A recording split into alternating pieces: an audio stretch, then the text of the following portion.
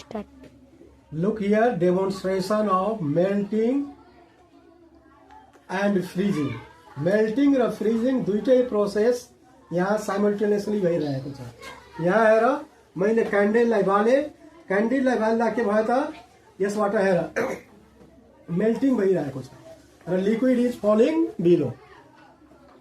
ठीक छ र यहाँ यो गिर्दै गर्दा यो फेरि के छ तुरन्तै सोलिडिफिकेसन पनि भइरहेको छ अर्थात् फ्रिजिङ भइरहेको छ हैन।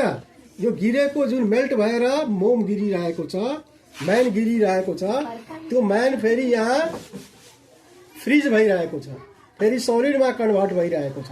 अर्थात् यहाँ हामीले हेर्यो भने सलिडबाट लिक्विड र लिक्विड एगेन सलिड बनिरहेको छ। अर्थात् मेल्टिङ र फ्रिजिङ दुईटै प्रोसेस साइमल्टेनियसली चलिरहेको छ। बुझेस मेल्टिङ र फ्रिजिङ बुझेस। मेल्टिङ भनेको यो मेणबत्ती पग्लेर लिक्विडमा चेन्ज हुनु र फेरि लिक्विड सलिडमा कन्भर्ट हुनु, यहाँ चिसो हुन्छ र फेरि यो लिक्विड सलिडमा कन्भर्ट हुन्छ, यसलाई भनिन्छ freezing. Both process goes here simultaneously.